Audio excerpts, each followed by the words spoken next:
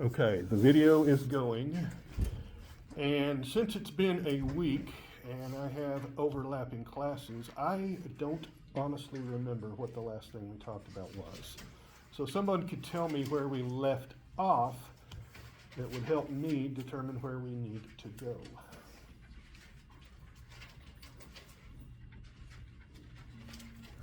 We're talking about prokaryotic and eukaryotic cells. Okay, prokaryotic and eukaryotic cells and the differences between them. Is that correct? Yeah. Did I get to organelles? Did I start on the organelles? Yeah, you did, I think all of them. You got to the plasma membrane first. Okay, got to the plasma membrane. Did we talk about the various types of transport? Yes, diffusion, active transport, semi-active, and Facilitated diffusion? which is.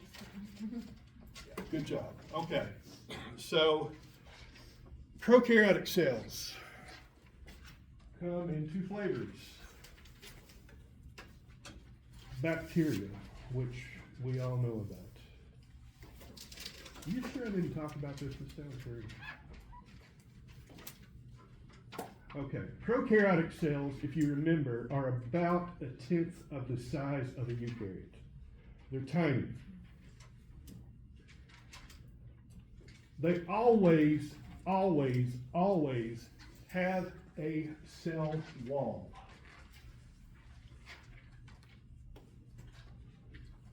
Yes, ma'am. I was reviewing the notes and I'm a bit confused about the animal kingdom in the prokaryotic cells, because you said in there that they don't have cell walls, so. Correct. How does that work? They are not prokaryotes. Okay, I have them in the prokaryotic. Nope. The section. prokaryotes Hmm. are bacteria and archaea. Bacteria and archaea. Those are the only two types of prokaryotes. And they are as different from each other as either one is from the rest of everything else. The archaea are extremophiles. They only like extremes. If you go 1,000 feet under the sea and you pull up next to an active volcanic vent and you see some kind of living scum down there, guarantee you it'll be an archaea of some kind. The Dead Sea, y'all have heard of that, I'm sure, isn't dead. There are a few halophiles living in it, which are archaeas that love salt.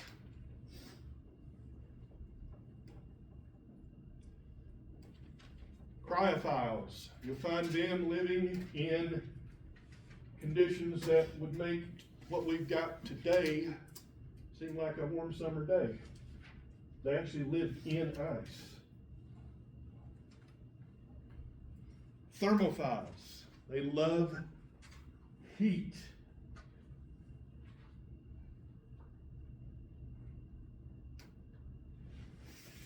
And finally, xerophiles, Xerophiles. Wait,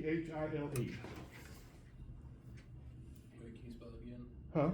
XERO what? Phile. They love the dry conditions.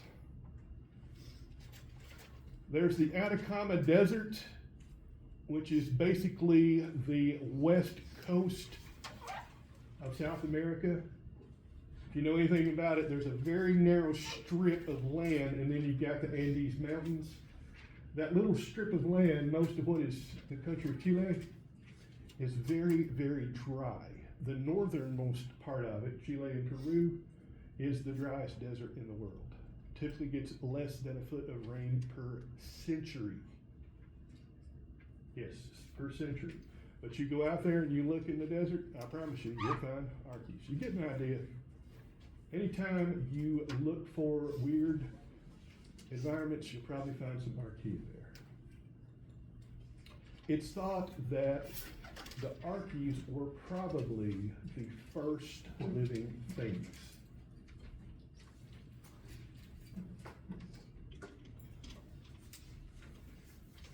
And that they are ancestral to all of the eukaryotic groups.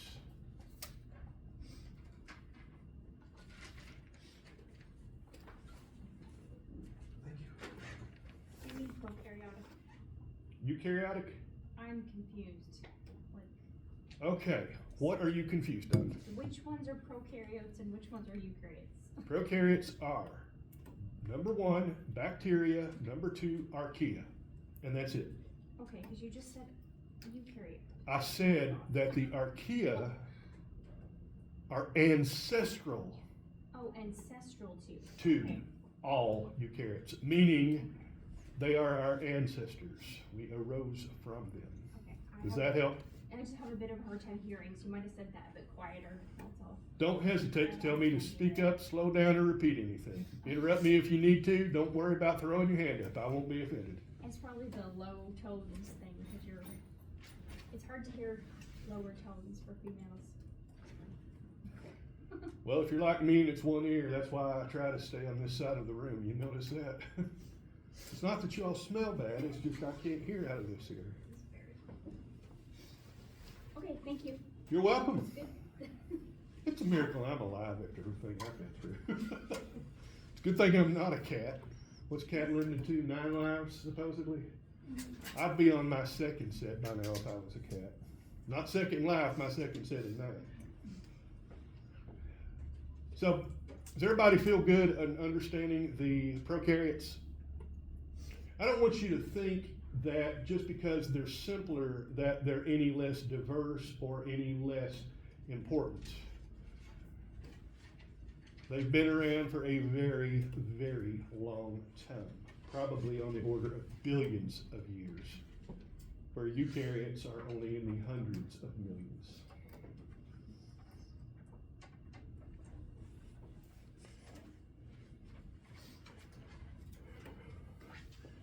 The main way we classify prokaryotes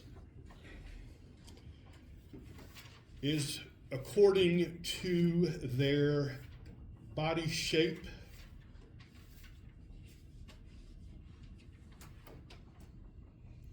Literally, is the cell shaped like a sphere?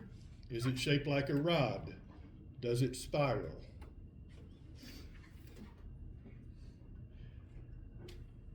More recently, we've started adding in their biochemistry. In other words, what is the main component of their cell wall?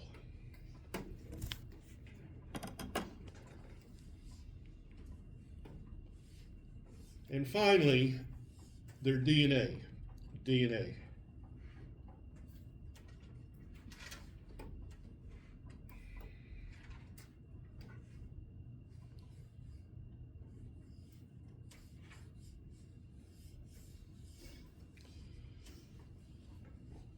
So the archaea, their cell wall is mainly made up of glycoproteins. Glycoproteins. Just a sugar and a protein stuck together.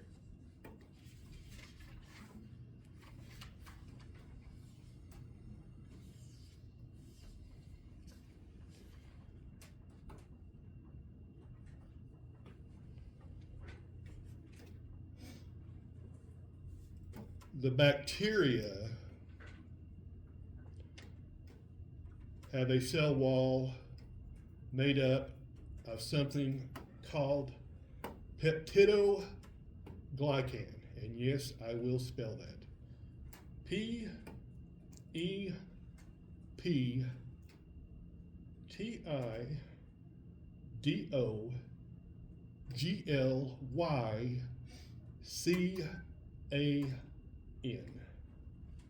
Peptidoglycan. That is fairly strong mesh network.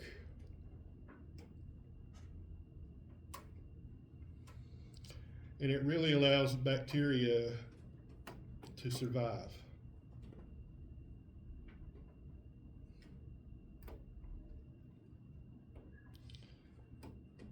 Very often it's a target for antibiotics. We use that as a target for antibiotics.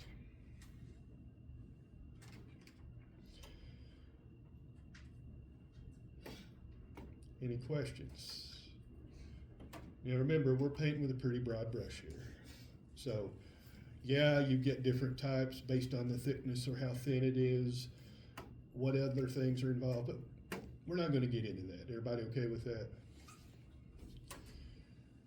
So the importance of these two groups to humans: bacteria, by far the most important function is they are disease vectors. They cause problems with your immune system. It was disease what? Disease.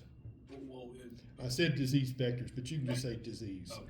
They cause disease. We've talked about the Black Death, haven't we? Yeah.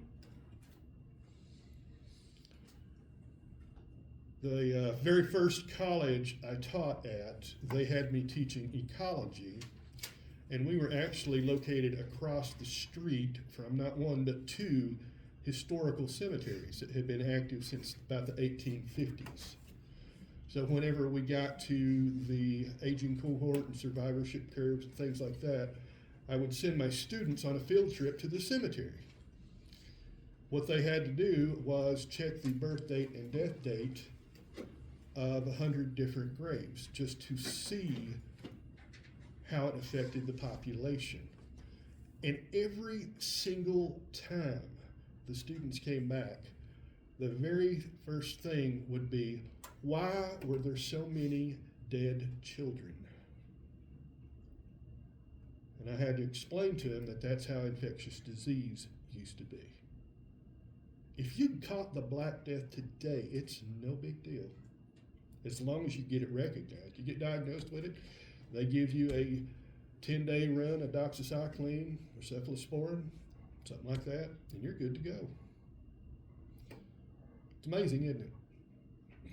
Viruses, different story, we've talked about that, but with the vaccines there, the leading killers have essentially been eliminated.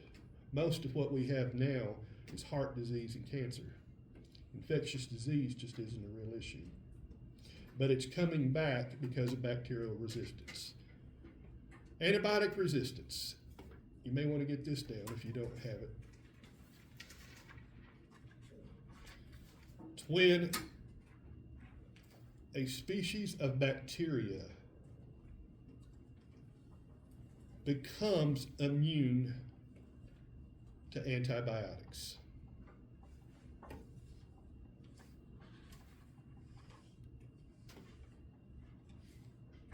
Pretty much any given species of bacteria becomes immune to antibiotics. And the way it works is this.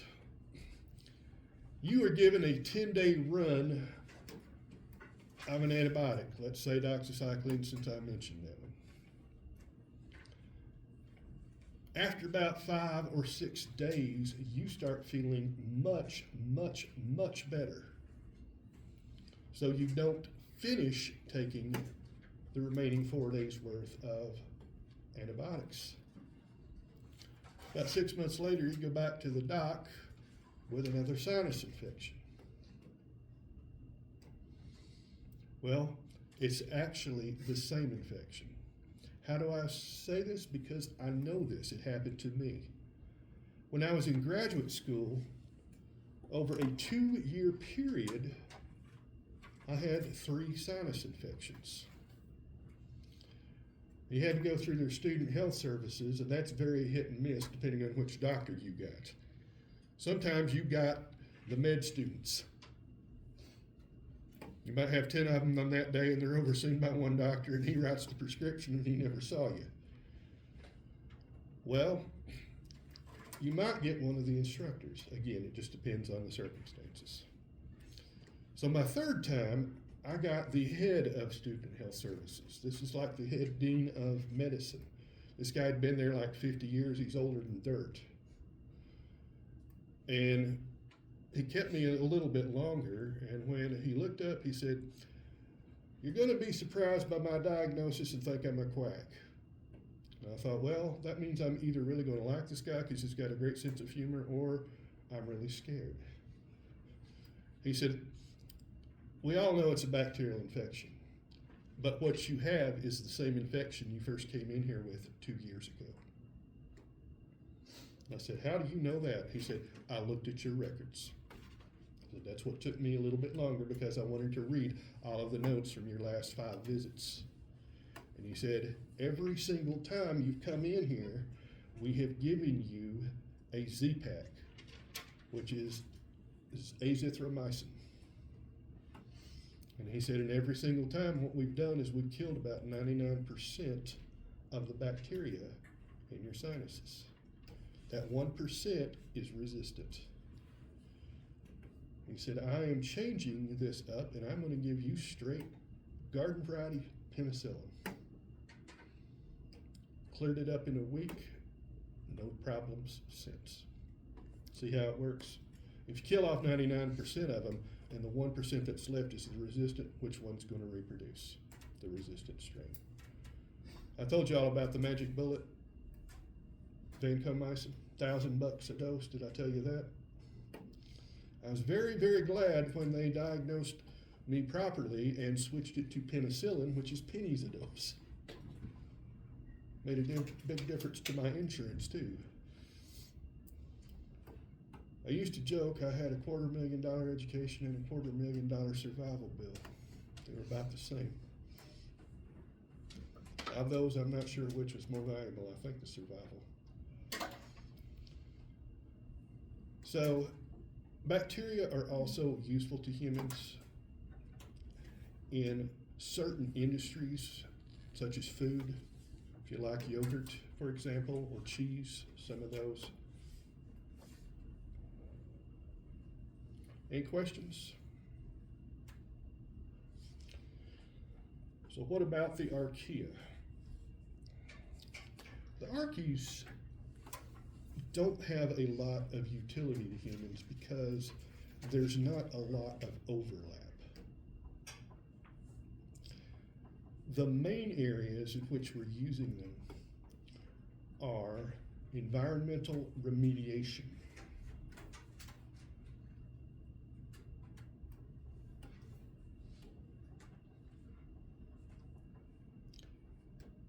biotechnology,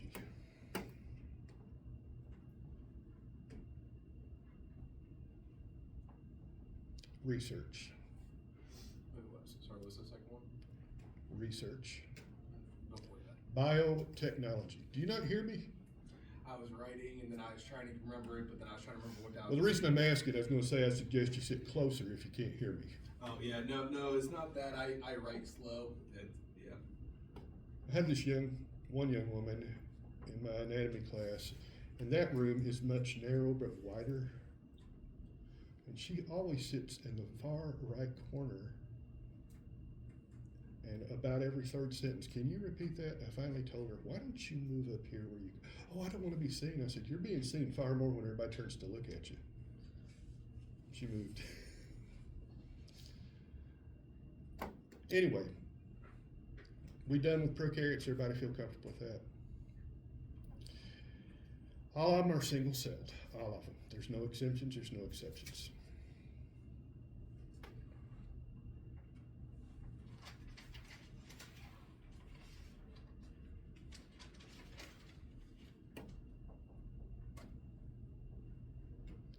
The 4 main groups of eukaryotes: protists, fungi, plants, animals.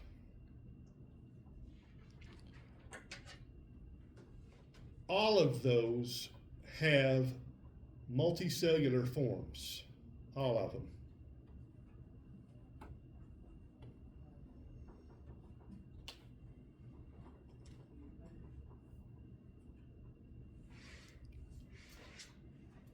You'll find some single-celled critters in the protists and the fungi.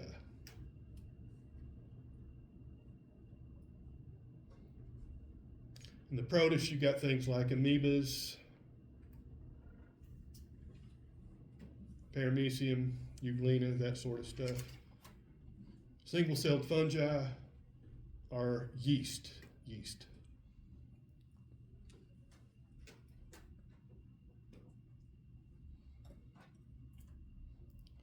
Cell wall, animals do not have one.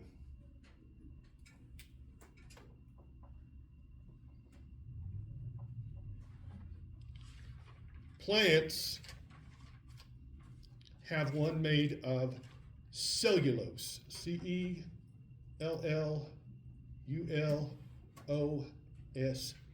Cellulose.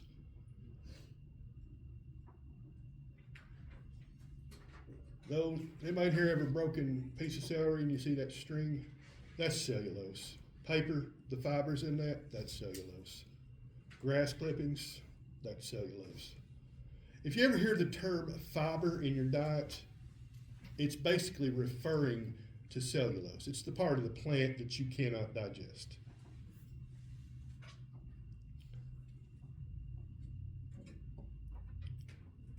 Do y'all want to know why you can't? It's kind of a cool thing. You may not realize it, but molecules, biomolecules, have a handedness, as in they are right-handed or left-handed. They're mirror images, right? But can I put on a right-handed glove on this hand? Because this thing sticks out on the right side, not the left. Everybody see how that works? The enzymes in your body are literally the same way. They are right-handed or left-handed, and they can only take the proper molecule.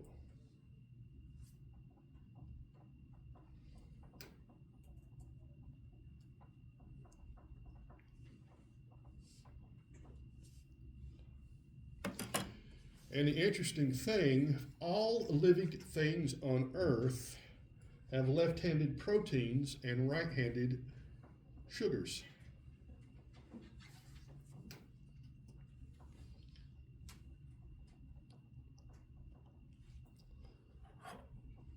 Kind of wild, isn't it?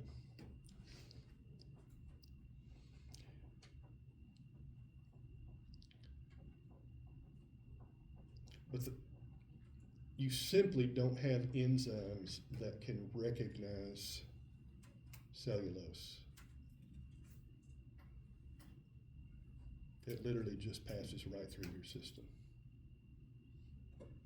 Which is actually a good thing, believe it or not, because you need a certain amount of that to help keep things moving along. You get too much of it, you get diarrhea. Is everybody with me? The cell walls of fungi are made up of chitin, C-H-I-T-I-N, chitin. And I think we talked about that already, haven't we? The crunchy part of a bug. You accidentally step on a beetle and it goes crunch, it's that armor. It's important to understand though, in fungi, it's actually incorporated into the cell wall. In insects, they're animals, right? Animals don't have cell walls. That's outside the cell. So everybody got that? For the protists, let's just say it varies and leave it at that. You'll find all kinds of weird things there. There are even some protists that have cell walls made, I kid you not, of glass. Glass. Anybody here ever heard of diatomaceous earth? Yes. Anybody here ever use scouring power to clean your toilet bowl or your bathtub? You get those rings? I see a couple of you nodding, the rest of you, I guess you hire a maid service. Well, if you ever look at scouring powder, one of the things you're going to see on there is diatomaceous earth. What in the heck is that? There are little single-celled critters floating around in water, the ocean, called diatoms, D-I-A-T-O-M-S. They're single-celled, and their cell wall is literally made of silicon dioxide, which is glass. What happens to that glass when the critter dies? Falls straight to the bottom. And over millions of years, once the seas dry up, we've seen what happens with coal, right? You drive 5 miles in any direction, you can find a seam of coal around here, I bet. Well, literally, you get these shells have formed layers that are hundreds of feet thick. And they actually go in and mine the glass shells of these microscopic critters, because it's essentially microscopic broken glass. Do you think that's going to do a good job scouring off stains? I assure you it does. Isn't that pretty wild? You get things that don't have a cell wall in the protist. They're just, you find everything goes there. So, movement,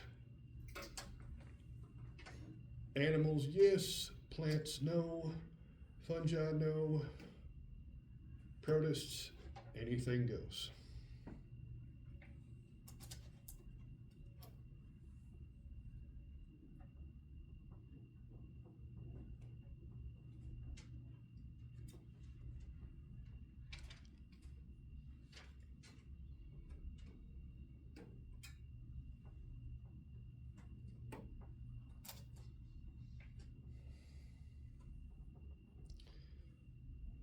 And energy acquisition. How do they get their energy?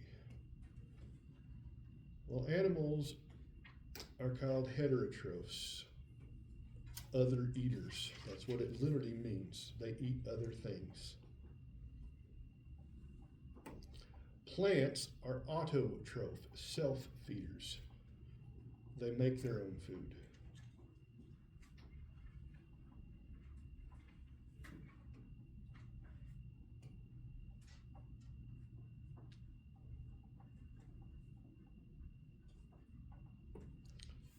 Fungi are also heterotrophs. Most of them are a special group called saprophytes. Saprophytes, meaning they break down dead things. You go out in the woods and you find an old log, it's crumbling, looks like dry rot on it. I guarantee you it's riddled with fungi.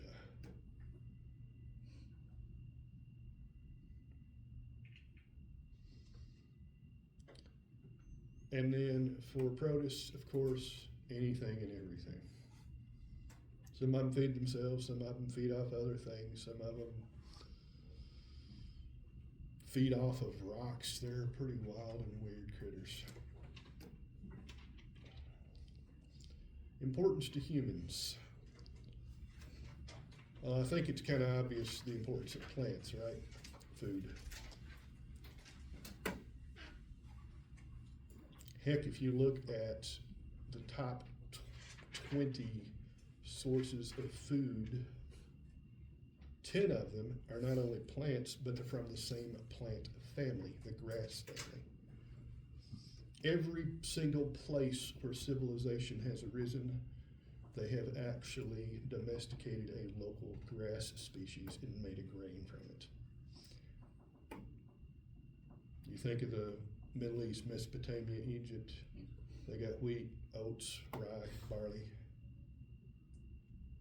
China, somebody want to take a guess? Rice, baby. Isn't like South America corn? You got it. South America is corn. Or Central America, but South America, part of it. And when we start talking about this later in the semester, and you see what they had to do to get corn, oh my gosh, you would not believe the amount of genetic engineering that's going into that thing. I see a couple of people like, what? Corn is in no way, shape, form, or fashion a natural species. If it were not for humans, corn would die out within 1 generation. Y'all want to just take a short digression and see something weird? Get out your favorite internet-connected device and Google the word teosinte. Teosinte. And just pick on any picture. Can you spell it again? Teosinte. Y'all see that picture right there? We all know which one the one on the right is. That's corn, correct? Just like out of your grandpa's field. That one on the left is what it looks like in nature. Yeah. It's inedible, isn't it? Huh? It's not edible, is it? No, it's edible. The nature one? Uh-huh. Nature? But look at how many seeds or kernels you get off of it. Number 9. I don't know about you, but I wouldn't want to harvest that. You'd spend more energy out in the field picking those things than you would getting from eating it. What you're looking at is essentially millennia. That's not hundreds, that's thousands of years of selective breeding. You will not find anything like the one on the right in nature. Because number one, there are way, way, way too many seeds on that for them all to germinate. And number two, it's non-shattering, which means they don't come off the head, right? We like corn on the cob. Well, if this were nature and that ear of corn fell and all several hundred of those tried to sprout in the exact same plot, you got 100 seeds growing here, they're all going to die, aren't they? Didn't know that. Humans have been altering organisms for our benefit for thousands of years.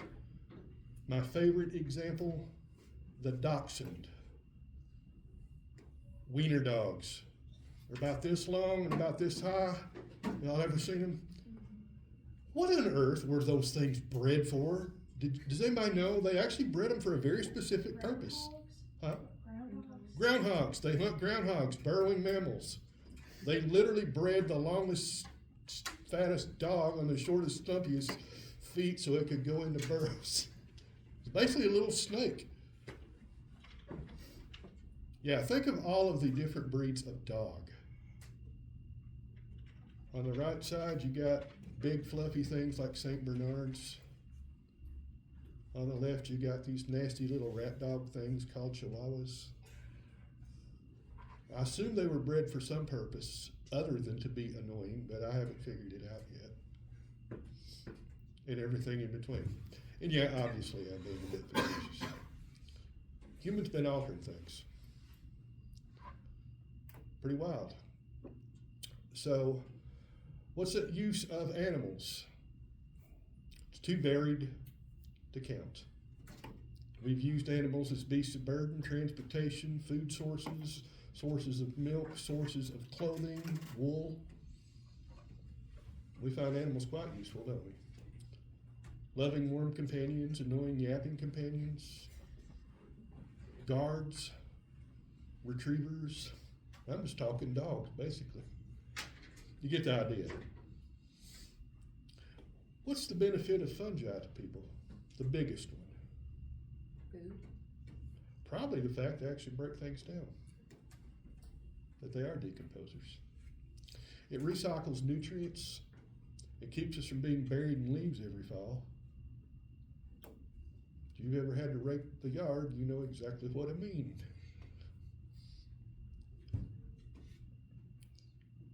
And protists, anything goes. Protists have got some weird diseases. Are you angry? Okay. I thought you were saying something like, okay. Sorry. Don't feel bad, I'm not picking on you. By this point in my career, I've seen it all in the classroom. Yes, literally everything. I've had people show up drunk, I've had people show up drinking. Had a 14-year-old girl one time start a strip tease. Yeah. It's like any other job. When you interact with the public, you never know what you're going to get. Had somebody challenge me to a fight. I accepted. He didn't know what to do about that because he realized he'd have to live up to it. Another 14-year-old. That's not an age range I like to teach. My doctor actually said that my 1 year of teaching in high school gave me the equivalent of PTSD from a 12-month tour in combat in Iraq, which is why I don't teach high school. Give me adults. So how's everybody feel about that? Feel like you got them all? All right, now what we are going to do is move on to how cells get and use energy. How cells obtain and use energy. And when we get into the middle or the latter part of this lesson, it's probably going to be the most difficult topic that we cover this entire semester. And I'm not telling you that to warn you, I'm just telling you that so that you'll make sure that you're paying good attention and taking good notes. So we sum all of this up under the heading of metabolism. Metabolism.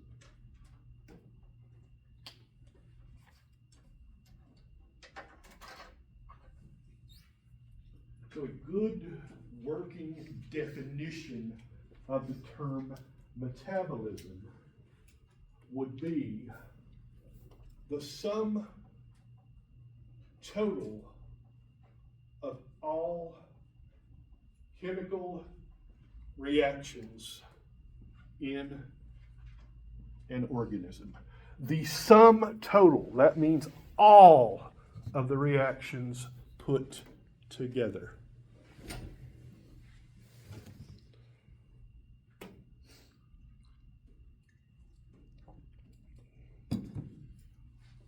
Now remember that a chemical reaction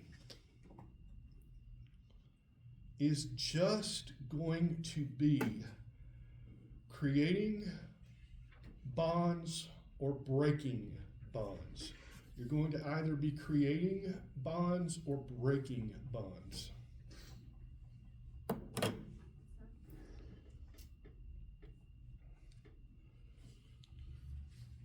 You remember the three types of chemical bonds, right? Hydrogen bonds, the weak temporary ones. Ionic bonds, where you've got a positive charge and a negative charge, opposites attract. And covalent bonds, where they share electrons.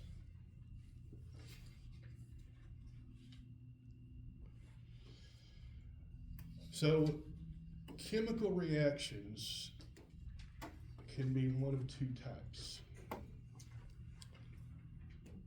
The first type is called endergonic. Endergonic. E-N-D-E-R-G-O-N-I-C.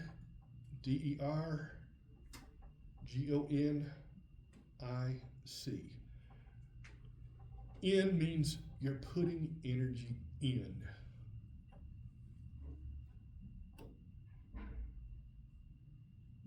Endergonic, you're putting energy in. Well, if you're putting energy into something, you're probably building a bigger molecule. You're generally making something bigger. Imagine a set of cinder blocks. If I had a stack of cinder blocks up here, I could get you all to build me a wall, couldn't I? You'd have to expend energy hauling them over there and stacking them up. See where I'm going with this? Well, if there are endergonic reactions that take energy in, do you think there's going to be an exergonic type of reaction that releases energy? That's where you nod, Lillian. Yes, they are the reactions that release energy. It can be slow, like digestion. Takes hours, doesn't it? Can it be fast? If you've ever shot a gun or you set off a firecracker, you'd say, yeah, it can be fast. And everything in between.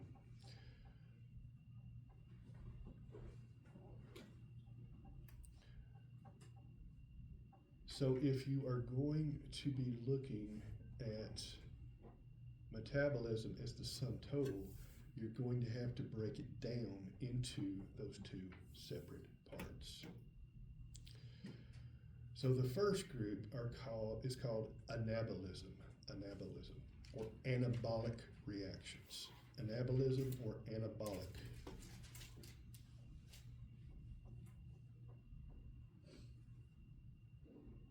Y'all ever heard of anabolic steroids? Official drug of the 2026 Winter Olympics. Because everybody's juiced. Those were the drugs that all of the bodybuilders took in the 70s and 80s to add muscle. Because anabolism means building up.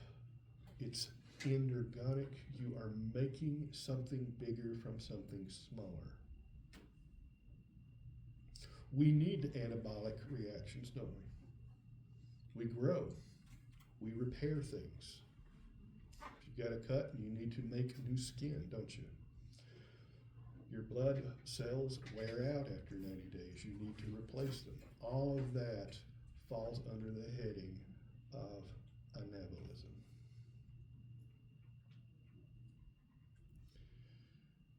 So if you've got energy in, you have to have energy out, right? And those are called catabolism, or catabolic reactions.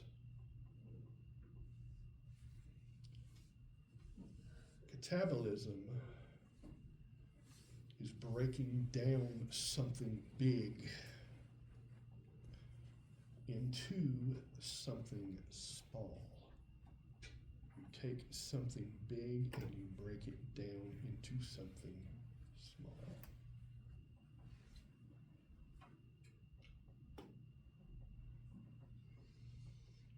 Those are called catabolic reactions or energy releasing. When people in everyday language talk about metabolism, what they actually mean is catabolism. Somebody says, well, I've got a fast metabolism. I burn calories quickly. No, you have a fast catabolism, which means you burn calories quickly. It may seem that I'm being pedantic, but yes, I have to be careful in my choice of words because words matter and they have different meanings. Does everybody understand?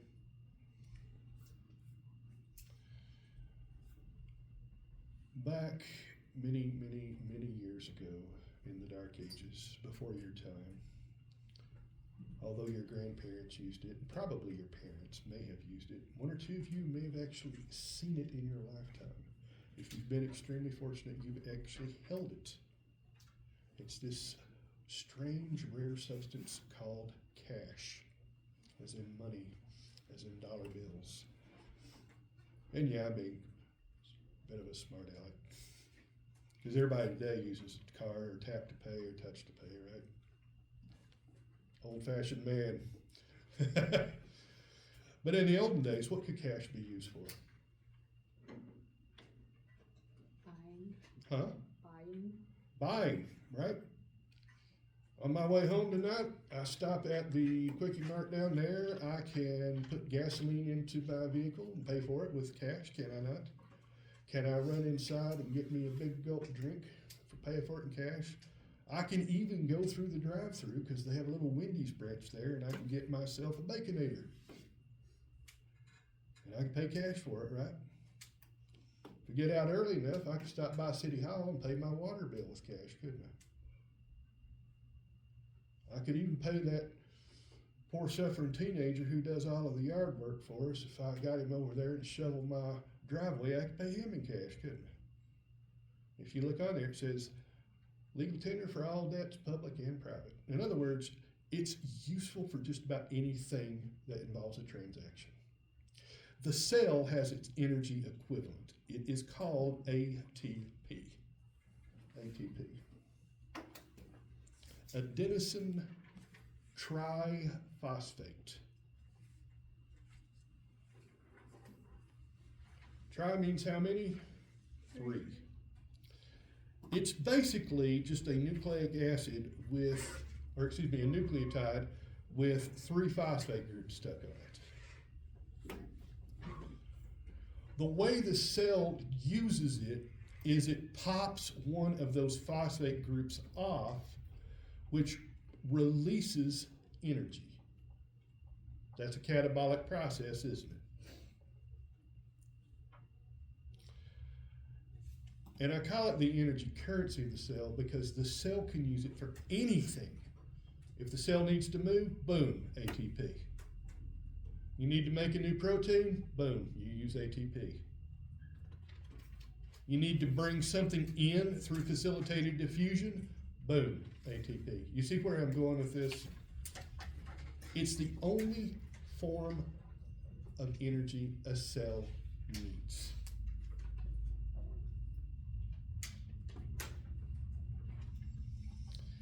Now, once you have broken it off, you've got ADP, which stands for adenosine diphosphate. And you've got a free phosphate group out here, right? So whenever you get extra energy, you bring that phosphate back over, and now you've got ATP once again. See how that works? We all like payday, don't we? Because that's when you go out and you get yourself something good or something nice or a Baconator. I joke about the Baconators, but y'all want to hear another story? How bacon saved my life?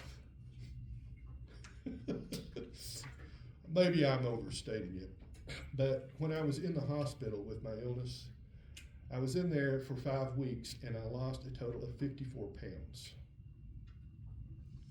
I just didn't have any energy. I did not have any appetite. I literally was being kept alive by Ensure, those liquid drinks. And I'd been home probably a day, maybe 24 hours, and I still just didn't have an appetite.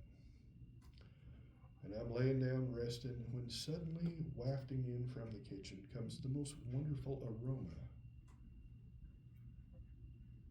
And it gets stronger, and for the first time in about 5 weeks, I actually think that, you know what, I wouldn't mind eating some of that. So I got up and I got my walker and I hobbled into the kitchen and I asked my wife if she would fix me 2 slices of bacon. So she handed me the 2 she had just gotten out for herself. And then I asked for 2 more. By the time she was done, she had fried up the entire package of 8 ounces of bacon and I had eaten the entire thing, which turns out was her plan all along. So that's how bacon saved me. Because after that, I started eating again. And as you can tell, I put on the 54 and some change on top of it. Okay, so everybody with me on what catabolism is, anabolism, the energy currency itself? What we are going to focus on is how ATP is made. How ATP is made. Primarily by eukaryotes.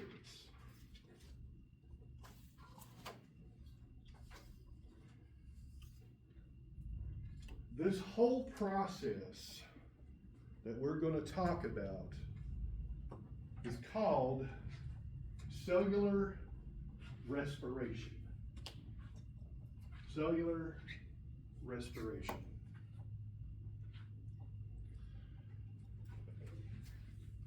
It requires energy to start.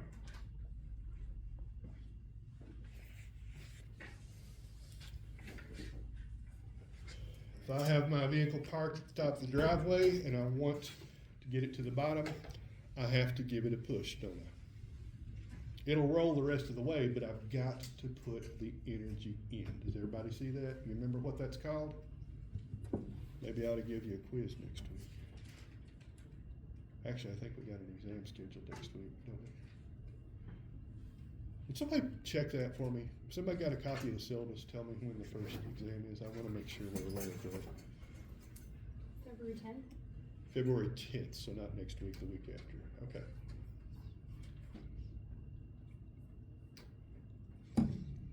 Remember, that's called the energy of activation, E sub A. I can't burn this piece of paper unless I apply a heat source to it.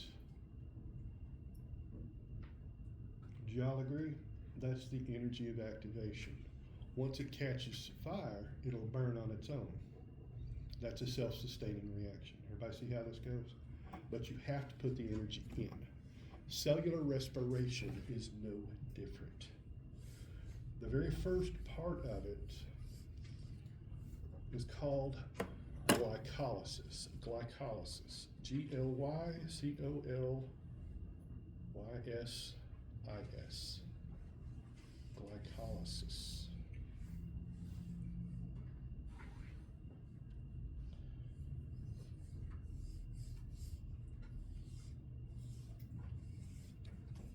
Now don't write this down, I just want to give you an overview because you're going to see why we're doing an overview.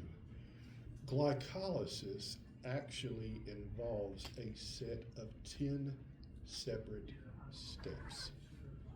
Before you ask, no, you don't have to know those. But step 1 and step 3 both require ATP. That's called the investment phase. I do want you to get that down. Glycolysis, the word itself, anytime you see glyco, you know it's going to refer to sugar. What we are looking at here is just one sample pathway breaking down the simple sugar, which is glucose. Step 1 is the investment phase where we have to put in ATP.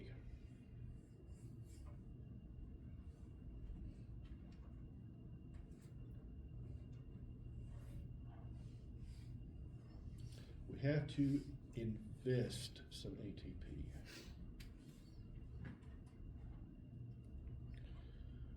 So right up front, we are going to invest two molecules of ATP.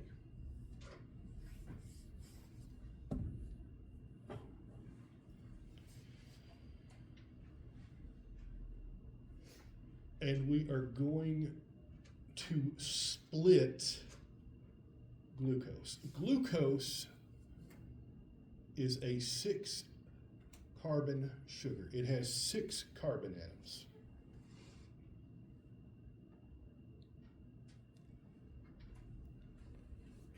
So we are going to split that into 2 3-carbon intermediates.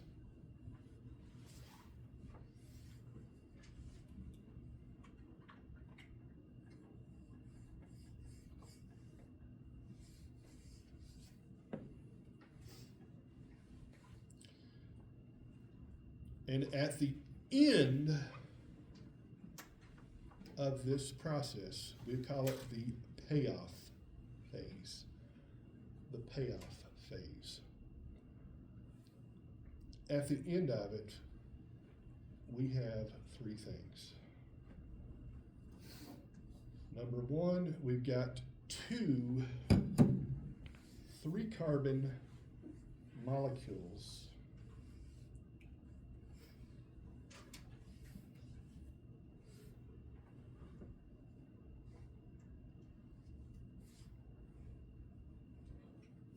Two 3-carbon molecules. These are called pyruvate.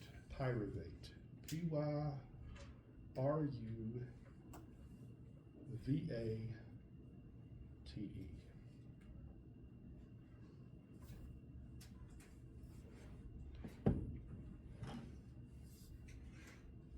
We've also got 4 ATPs. 4.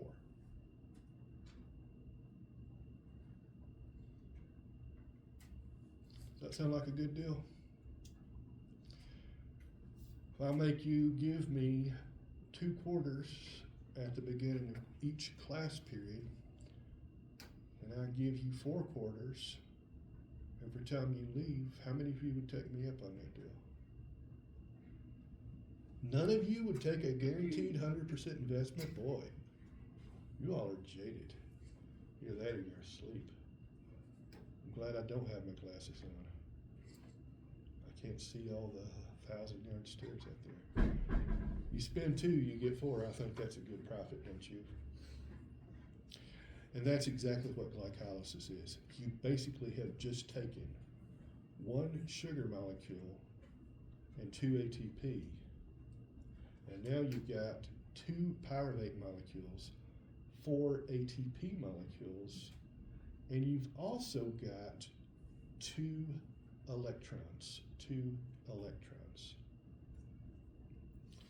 Now here is where we start to have to get into some terms.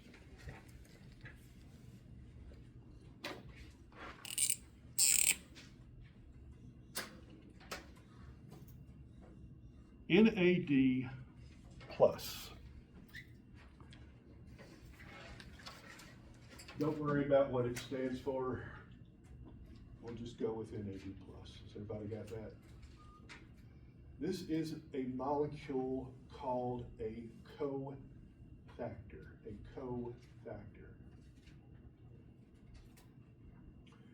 It participates in the reaction, but is not permanently changed by it. It participates in the reaction, but is not permanently changed by it. It is going to pick up a free electron.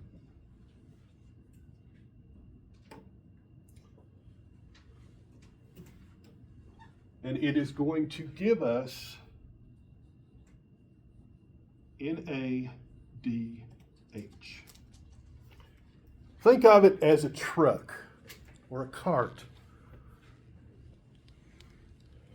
Let's say I had a stack of cinder blocks here and I was paying you to take them to the lobby of Stoner Hall.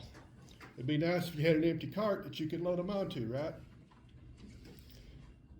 You walk it through the building, you walk it down the ramp, down the sidewalk, and into the lobby of Stoner, and you take it off.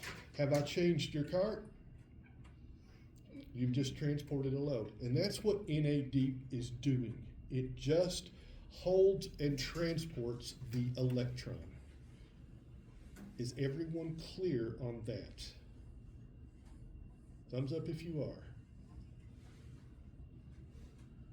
Do you not understand it? Okay, I see it. So make sure that you understand the goal here. We're actually going to end cellular respiration with a big pile of electrons. We're going to use the energy that's stored in them to make ATP. Everybody clear on that? We've already got 100% payoff on our investment. We spent 2 and got 4, so we're already ahead of the game. But we want a lot more, don't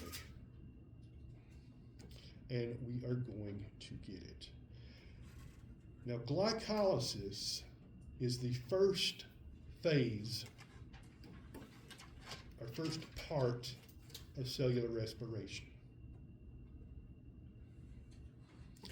It occurs in the cytoplasm.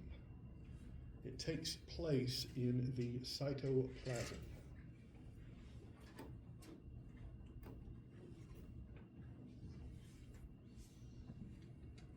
Everybody with me?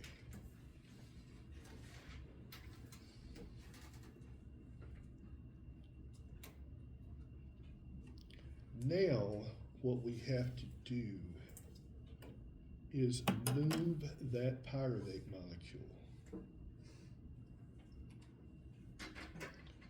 We want it to go into the mitochondria. We want to move it into the mitochondria. And in the process, we are going to oxidize it. So we call phase 2 or part 2 pyruvate oxidation.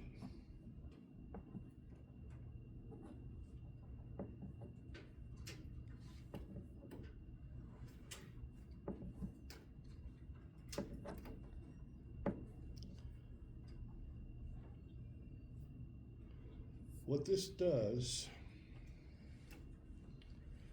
is it produces 2 CO2 molecules. It produces 2 carbon dioxides. And 2 NADH. So we pop off 2 more electrons and we cut one of those carbons off entirely. How many did we start with? How many fingers am I holding up? 6. 6. Say it so the people at home can hear. We split that, didn't we? So we had 2 3-carbon molecules. Each of these gets oxidized. So how many carbons do we have left? 4, or 2 2-carbon molecules, right? Everybody with me? We've gotten rid of 1/3 of the carbons that we started with already. So now let's talk a little bit more about what oxidation actually means. Oxidation is the loss of electrons. Oxidation is the loss of electrons.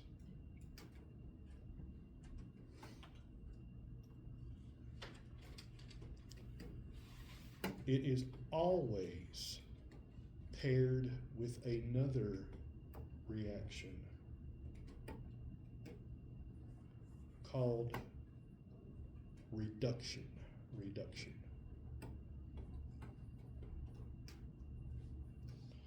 If oxidation is the loss of electrons,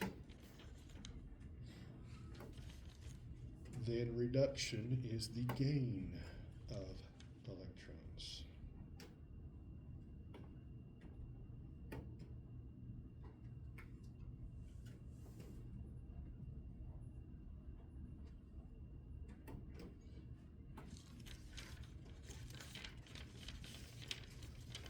Everybody with me? Oxidation is loss, reduction is gain. You want an easy way to remember that?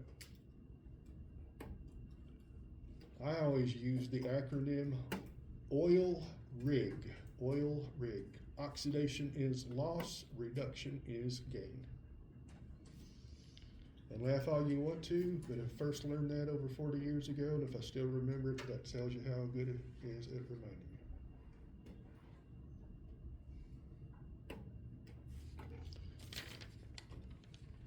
And you all did me a real dirty deed. For some reason, some of you signed it on the back like I intended to. Somehow, some way, it got turned over to the other side, which was used for my anatomy class this morning, and you signed it there. So now I'm gonna have to pull out both class rosters and figure out who signed what, where. Thank you for that. You just gotta find where the first name is, and then you gotta read below that. It doesn't necessarily mean that, because if she flipped it over and gave it to Carol, and Carol flipped it over accidentally when she gave it to him, whose name I can't remember now, and I can't look on here. Ethan? Yeah. Okay, good. At least gives me some, I think it was Lily Ann, she's the first one that I see. You're right below Desiree, and Desiree's in my AP class. Is that a mistake or a prank? It was a mistake, I'm sorry. Oh, I thought it was a prank. I was like, hats off to you, because that's the kind of prank you like. It's not destructive. You make your point. It's not like throwing sodium into a toilet bowl. Yes, when you're a chemist, you know all kinds of fun things to do. I never got into prank wars, but I usually finished them.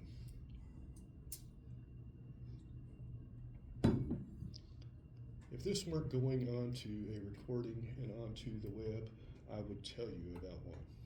But what we'll do is we'll wait until the end of class and I'll stop the recording and tell you then. Does that sound good? It actually plays into today's lab too. No, I'm not going to tell you how to do it. Christian's like, why not? Let's just say that I have a lot of knowledge, both chemical and botanical. I know how to acquire and manufacture a lot of interesting substances. Is that fair? I think so. And no, don't start calling me Heisenberg. That's what I did over the, y'all ever seen Breaking Bad? It's about a chemistry teacher, a high school chemistry teacher, who starts manufacturing meth to leave a legacy for his family. It's a very interesting series. I binged it over the snow days. It's kind of horrifying. Once you start down that slippery path, whoa. Anyway, back to, where were we? Oxidation. Oxidation. Does everybody understand what we're doing? We're stockpiling our electrons in the form of NADH. Does everybody see that? So we are now inside the mitochondrion. Mitochondrion is a very interesting organelle. It is shaped like a bean.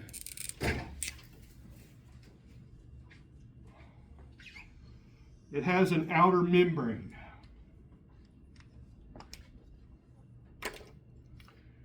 It also has a folded inner membrane. A folded inner membrane.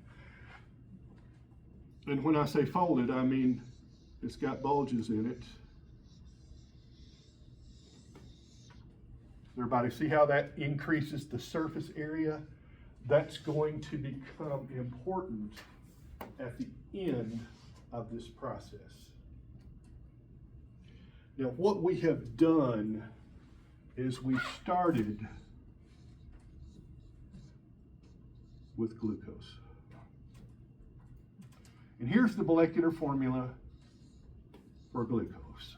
C6H12O6. Everybody see that? And we are going to end up breaking this down completely in carbon dioxide and water. I always make this mistake. And that right there, what I just wrote up on the board, is the summary equation for cellular respiration. Glucose, which is C6H12O6, plus 6 O2, 6 oxygen molecules, gets converted to 6 carbon dioxide and 6 water. Everybody see that?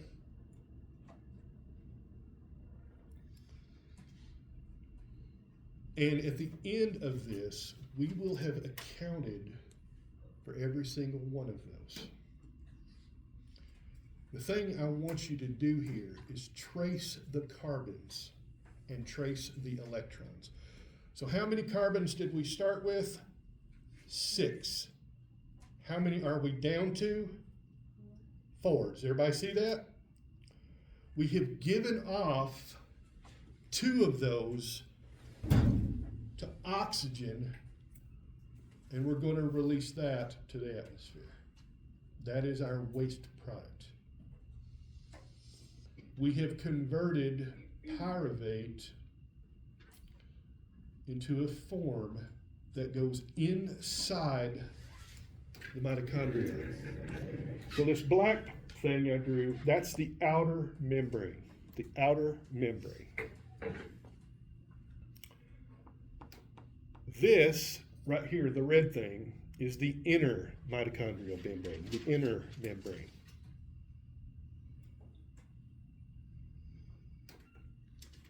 We call this space inside the matrix. That's the mitochondrial matrix.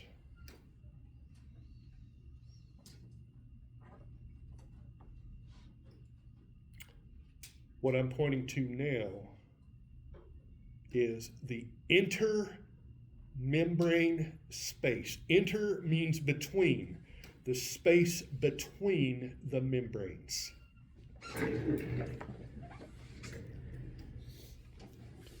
And each of these has a different chemical environment. The next parts of cellular respiration, part 3, is going to occur in the matrix. Part 3 is going to occur in the mitochondrial matrix.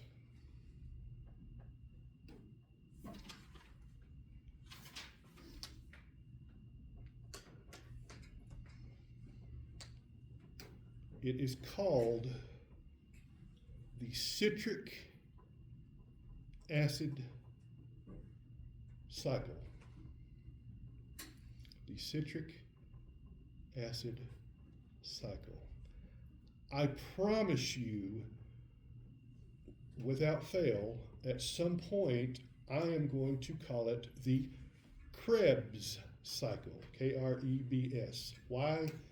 Because it was initially named after Herr Krebs, who was the person who discovered it, and that was how I learned it, and 40 years is a long time to be calling it something, and it is a hard habit to break. And we're not supposed to name things after dead white guys anymore, so I apologize in advance. And don't feel bad, because this is what broke me when I was a younger man. The Krebs cycle is very, very confusing if you do two things. Number one, you don't pay attention. So in other words, make sure you pay attention. And number two, you go in depth, which we are most assuredly not going to do. But here's the thing. We've got about 2 or 3 minutes left, and I really don't want to start this today. So will anybody feel you don't get your money's worth if I stop the lecture here? I want to make sure. I don't want anybody to say, oh, he cheaped us out of 2 minutes.